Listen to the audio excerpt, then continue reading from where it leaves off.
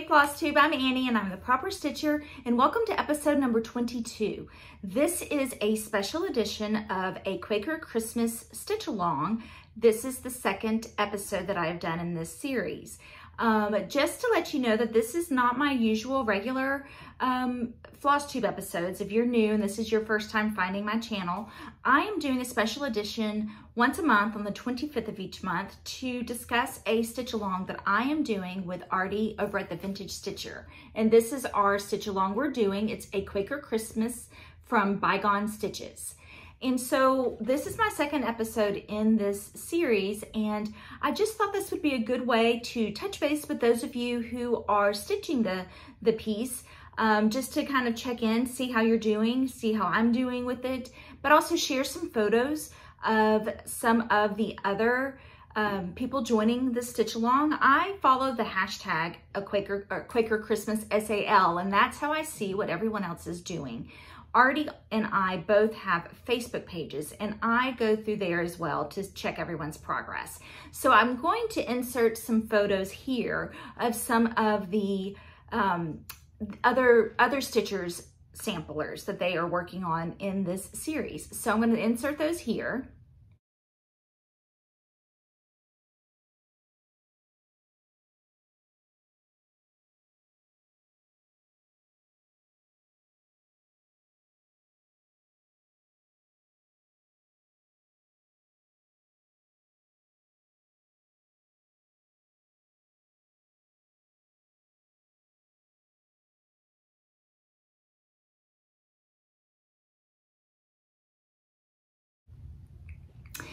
And as you can see, everyone is putting their own touch on the sampler and they're working at their own pace. Some people are finished, some people are just beginning, some people are far behind like I am. So I want to back up just a little bit and let you know about the stitch along. Even if you're not doing the stitch along, I think you might enjoy these videos because each month I'm going to share some information and history that I've learned through some research I'm doing on Quaker Samplers. But first I want to touch base on the actual stitch along. So this is a Quaker Christmas from Bygone Stitches, and I will kind of let you get a better look at it. This is a beautiful sampler that it's in Quaker Sampler style that the designer inserted the common motifs that you would see in a medallion sampler from a Quaker Sampler. And this is a beautiful example of how how all of these designs and motifs are in one big piece, and it's all Christmas themed. What Artie at the Vintage Stitcher is doing is she is making hers a year-round piece. So she is stitching it all one color, monochromatic. She's using a green with sulky threads, and she is removing the words Merry Christmas because she wants her piece to be out every day of the year. I am stitching mine as the pattern calls. I'm stitching it as one big piece, and I'm stitching it using the called for classic colorwork colors. They are Balsam Fir. Oh, I have my empty tag on there. They are Balsam Fir, Ye Olde Gold, and Cupid. Balsam Fir obviously is the dominant color in this design, with splashes of the red Cupid and a little bit of the gold, Ye Olde Gold. But some people are stitching this any color that they want. I've seen a lot of different uses of this, as you saw earlier. One of my favorites is somebody added bits of white to it. So they have the green and the red, and they added white in their design. Another idea that we have heard, you can stitch each individual motif as a one piece and either have a Quaker Christmas tree or a bowl with these designs, little pin keeps or pin cushions in it. You don't have to stitch the whole piece as one big piece if you don't want to. Some people are stitching Quaker Christmas too. Some people are stitching a Quaker Christmas. So as you can see, lots of options, lots of ways to make it your own. We started on June the 1st with an anticipation end date of the end of November. So if you are stitching this for Christmas, you can have it in your home by Christmas. Some people started it in June, finished it by the end of June. Some people are just now starting. Some people are far behind, like I am. So this is a very go at your own pace, do what you want, stitch when you want, stitch along. No rules apply. We want this to be fun for everyone. I am planning on focusing on this piece in September for Sampler September or September Sampler. I can't remember which it's called, but I do want to get caught up on this piece. So here's a little bit of info on mine. Here's my progress, which is not that much farther from last time I showed you last month. So this is being stitched on 36 count cream Edinburgh linen. And I am stitching this 1 thread of floss over 2. So just 1 strand of the Classic Colorworks floss, let me back it up a little bit, over 2. So since I saw you last, I've worked up here and I'm working on this big medallion, and this has taken me a couple of days because I really need to concentrate with all that weaving in the basket. It's really pretty once you get it done. And what I love about this is some of the motifs do not stand out to you until you stitch it. Like if I'm looking at this pattern, there's some of the motifs in here that I did not notice. And I showed this to y'all one time. When I stitched this, I didn't realize those were hearts until I actually got to it. So I really do enjoy all the little surprises that are coming up when I'm stitching this. This is another one. When I looked at the pattern of it, can't show you the pattern, but when I looked at the pattern, I didn't realize how delicate and beautiful this one piece is. So this could be one ornament on its own. Same with this piece. That could be one ornament on its own in here. So lots of choices within this one sampler. So pretty, so pretty. So this is my piece. It's 36 count, and I'm stitching it 1 strand of floss over 2 on 36 count cream Edinburgh. Now, if you were stitching this on a larger count, like 28 or 32 count, you would use 2 strands of floss over 2, or 1 if you want, but over 2, which would mean you would use probably more of your thread. But with me just using 1 strand at a time, I'm hoping I have enough thread to floss to get me through the whole piece. So I'm going to make that be my focus piece in September for September Sampler or Sampler September. And that and my Blackbird design. Those are 2 Christmas pieces that I really want to have done by Christmas, and they're both pretty large. So what I was thinking with this episode each month, what I would do is, like I said, give you a little bit of history on Quaker Samplers. And what I am finding is there's a lot of depth and information and history behind Quaker Samplers. There's a lot of unknown information too on Quaker Samplers, and I have not even scratched the surface. I am still gathering books and resources and magazines and information that I can. But what I thought I would do is have these videos be about 15 minutes long, because I don't want to overwhelm anyone, and I want to make sure that I am giving you detailed information, or as detailed as I can. So with that in mind, I want to go ahead and just get started on a little bit of what I've learned this past month. I am so excited that I just found out a few minutes ago that I found a book that is out of print and hard to find. It is Carol Humphrey's book, and it is called, I think it's called A Quaker. Hold on, I have a lot of notes too. So I just found out that I found this book. It's from Carol Humphreys. I'll insert an image here. And it is a schoolgirl sampler from Ackworth. And Carol Humphrey, she wrote this book a while ago, and it is out of print. So I should have that hopefully within a few days, and then hopefully be able to give us a little bit more information on the Ackworth samplers. So the information, where I got a lot of my information from for today is I watched Fiber Talk YouTube video, and I'll put the link below, with Vanna Pfeiffer and Gary. I don't know Gary's last name, but they did a Fiber Talk a couple of years ago, and I watched that episode. I also have downloaded a magazine that I got on Etsy, and it is oh, I can't remember the name of the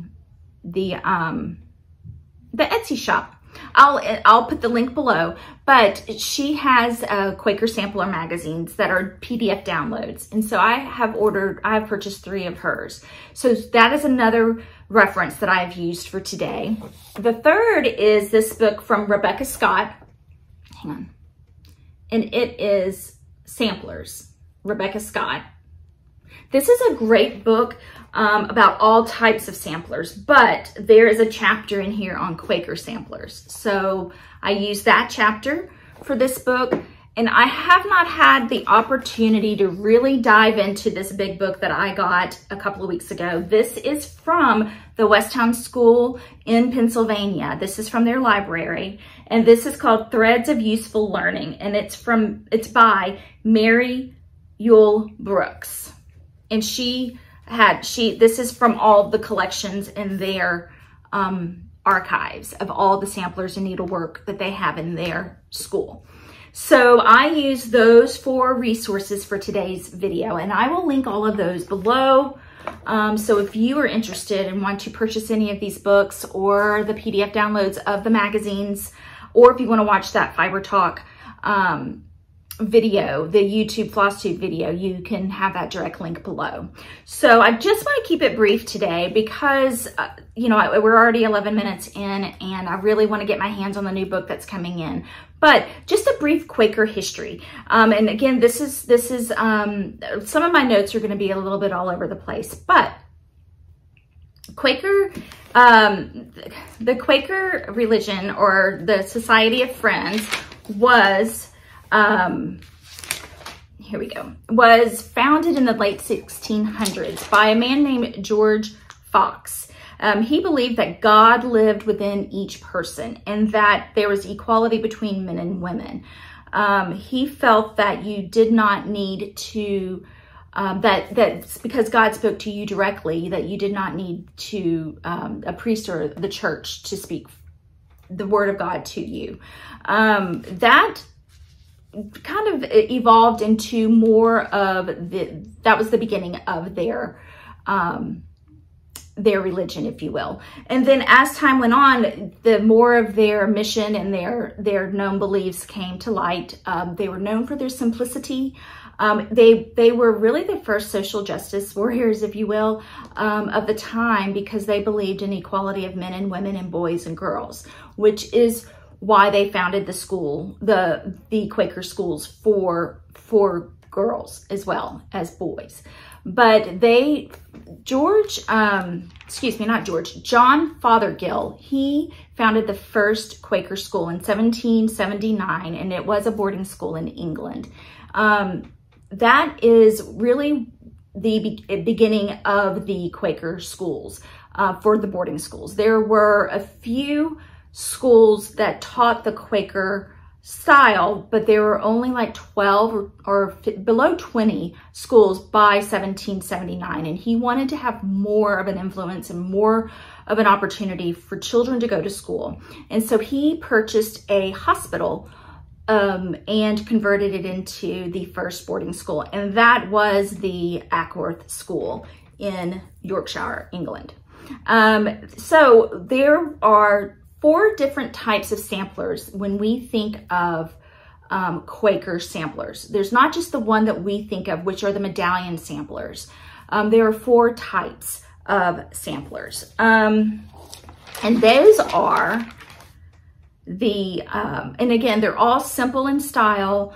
They did not want them to be extravagant or very flashy. They were just very simple in style, which I find interesting because the medallion samplers were very ornate. And the other samplers, yes, they are simple and are very, very plain, but the medallion samplers tend to be the most extravagant and detailed, not extravagant.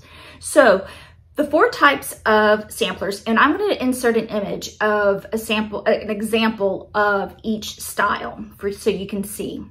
Okay, the medallion sampler is what we're the most known, what we've recognized the most. They always had the initials of the girl who stitched it. Her school is usually in the center in a hexagon shape or some sort of medallion shape. The date, the school, her initials, the medallions, the half medallions around the borders.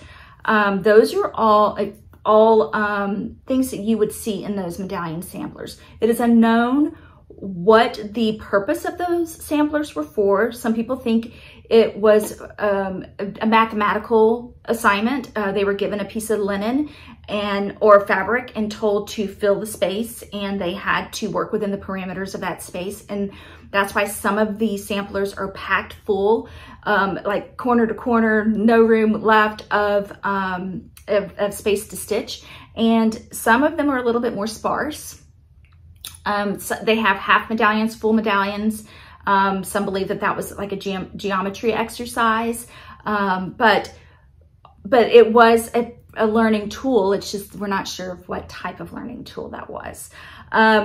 You will also see in some of these, you will see the words "a token of love" or these were honor and remembrance pieces. So the initials you would see on there they are believed to be either family members or friends at school. So if you think about these girls and boys, but if you think about the girls that were making these samplers, they were dropped off they went to the boarding school, right? And they stayed for several years. They would not go home. So they often formed, and it's very understanding why they would form close relationships with their classmates. And so through school records and genealogy records, and through studying of some of these samplers, the historians can see that the initials correspond with other students at the time that say that the person had stitched the piece. So that's pretty impressive that, you know, the token of love, a gift from me, that's those sorts of things that we even see now that sampler designers insert into their pieces. That's traced back to the 1700s when these medallion samplers were stitched. Some of these initials are all over, you know, full in that sampler. One example of that one is Mary Wingham. Mary Wingham is the oldest medallion sampler found and that we know of, and it was from 1790. And I'm going to insert a picture of it here too. That one is a reproduction that you can purchase and stitch. It's a beautiful piece, but that is the oldest known medallion sampler. So everybody knows what a medallion sampler is. And what I'm thinking is, as these videos progress, I'm going to go in a little bit more detail on medallion samplers. So that's one type of a Quaker sampler. Another is a marking sampler, and I'm going to put an example here. Marking sampler is what we think of as your traditional, your Roman alphabets, the letters, the alphabets that you would see that they would mark their clothes with. So it was a marking sampler. As time went on, and as the later records show of some of these marking samplers, they started decorating them a little bit more with a pretty border around the top, or the bellflower in the middle of the center of the top border. So that is an example of a marking sampler. And again, I'm going to insert photos. A darning sampler is what they used to learn different mending type stitches for mending clothing.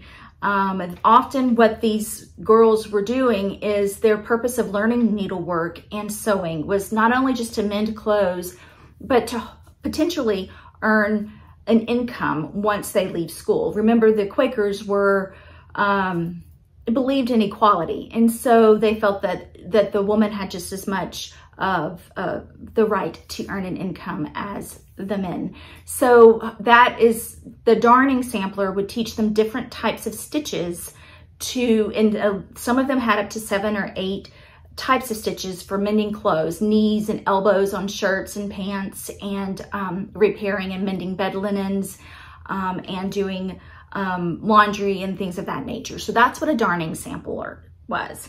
Extract samplers are samplers that they would stitch or embroider verses on. And the verses, I can't remember which book I had it in. I have an example of some of the verses that they would, verses from poetry to Bible verses to virtues, and they would also use these as verses for a child that has passed away, in memory of a child that has passed away. And so those verses were stitched on a piece of linen, and they often had those same medallions around the border of those pieces. So those are the 4 types of samplers that we're going to learn a little bit more about as time goes on.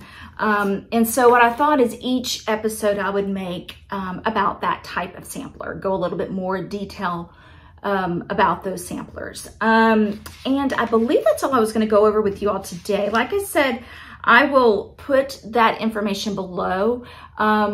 There's just so much information about Quaker samplers and Quaker needlework. They knitted, they made, at the Westtown School in Pennsylvania, in their archives, they have silk globe balls that they made, and whether it was for just geography or if it was to sell, but they have those in their archives.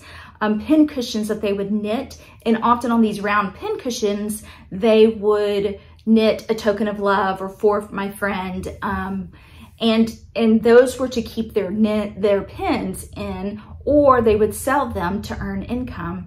A lot of these girls would sell those items to help with expenses that they may have had or debts that they may have had. So we're going to go into all of those things. I just want to make sure that I did not leave anything out. It is not known. A lot of information is not known about these things. And so that's what makes it a little bit difficult for me to do some research.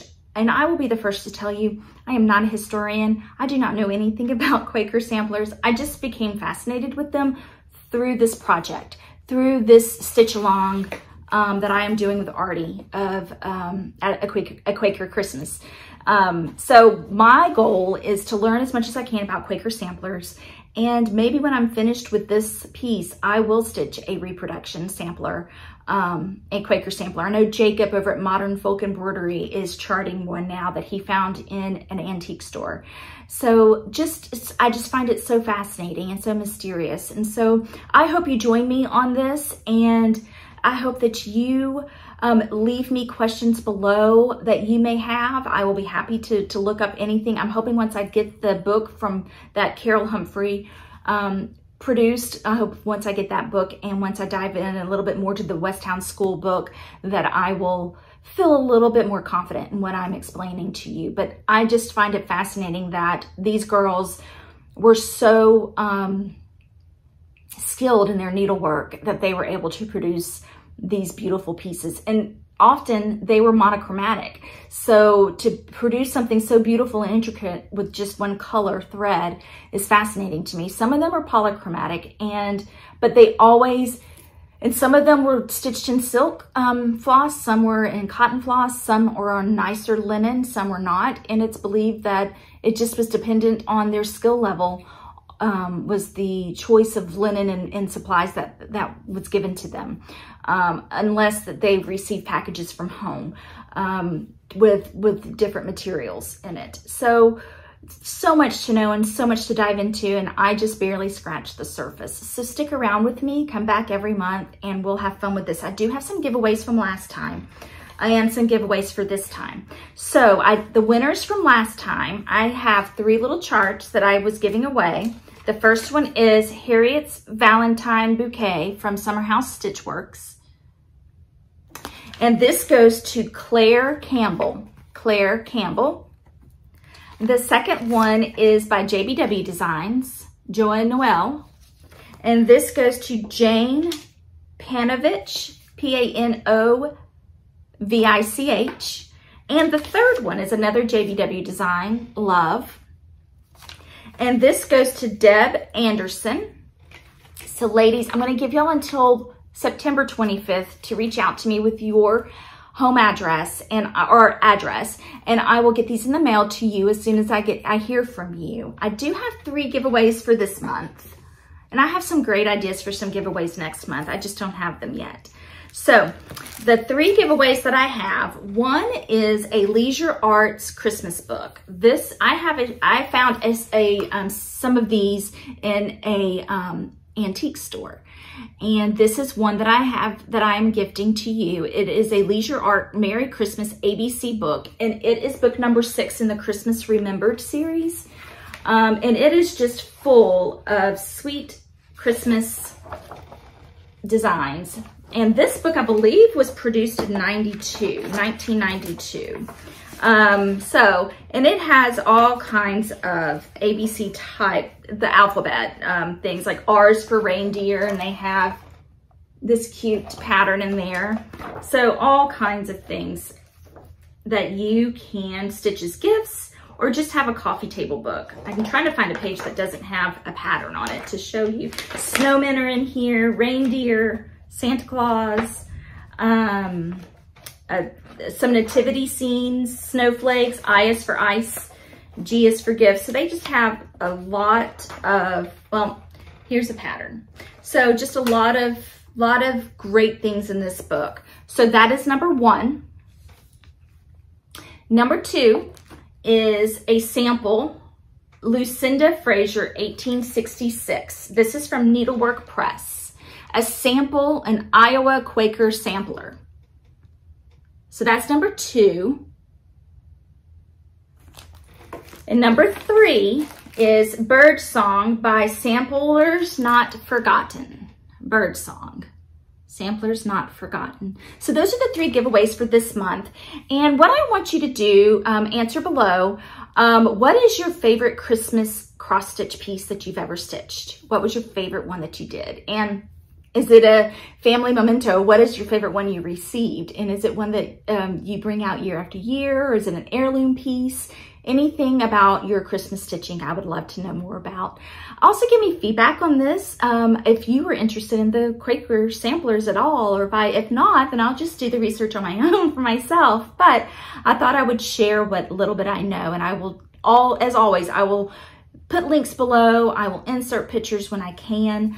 But thank you so much for tuning in and for joining in the stitch along if you are, and for subscribing and liking the video. So if you want to enter the giveaway, like the video, subscribe, and answer the question below. And I will be back tomorrow for my regular Thursday videos, and I will be back on September 25th for the next Quaker Christmas stitch along update. Thank you and have a good month.